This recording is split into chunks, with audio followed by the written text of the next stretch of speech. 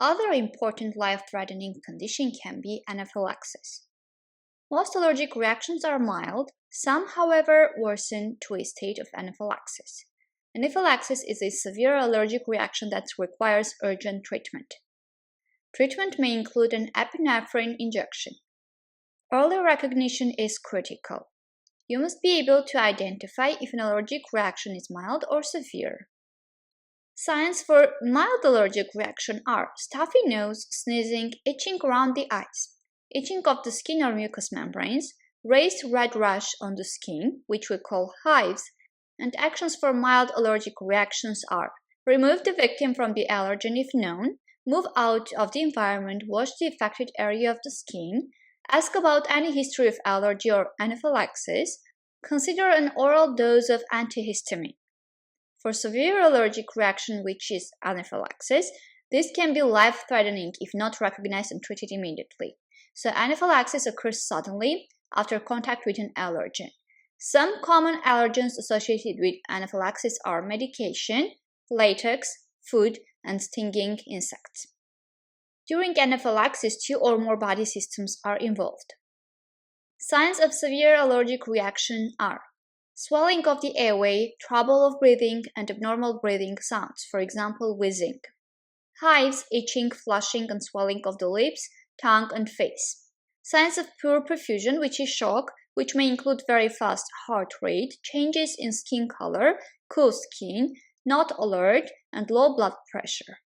And stomach cramping and diarrhea can also happen. Now let's talk about criteria for anaphylaxis. Look for the following 4 criteria: signs that come on quickly and rapidly get worse, skin changes such as flushing, itching and swelling of the lips, tongue, and face. Next, life-threatening airway breathing or circulation problems. Next, involvement of 2 or more body systems.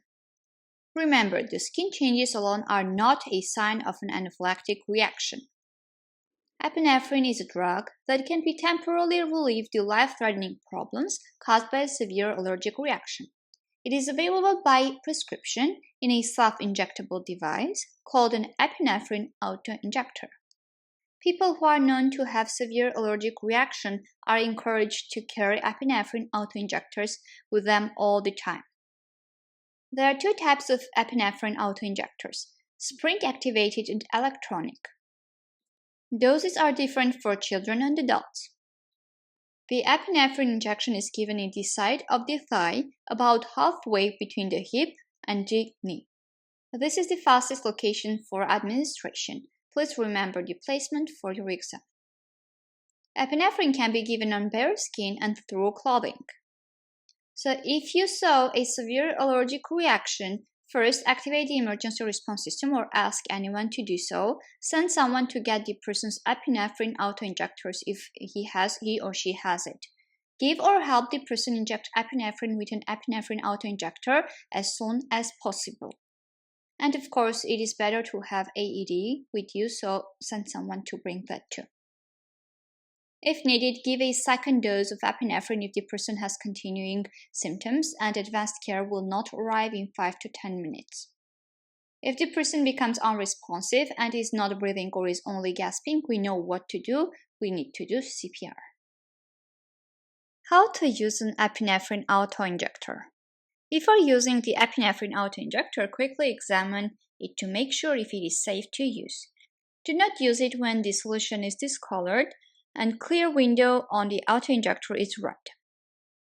Make sure you are holding the device in your fist without touching either end because the needle comes out of one hand. You may give the injection through clothes or on bare skin. Take off the safety cap. Hold the leg firmly in place just before and during the injection. Press the tip of the injector hard against the side of the person's thigh, about halfway between the hip and the knee. For EpiPen and EpiPen GR injectors, hold the injector in place for 3 seconds. Some other injectors may be held in place for up to 10 seconds. Pull the injector straight out, making sure you do not put your fingers over the end that has pressed against the person's thigh. Either the person getting the injection or the one giving the injection should rub the injection spot for about 10 seconds. Note the time of the injection and properly dispose the injector. Ensure that EMS is on the way. If there is a delay greater than 5 to 10 minutes for advanced help to arrive, consider giving a second dose if available. It's important to dispose the used needles correctly so that no one gets stuck. We need to follow the sharp disposal policy at the workplace.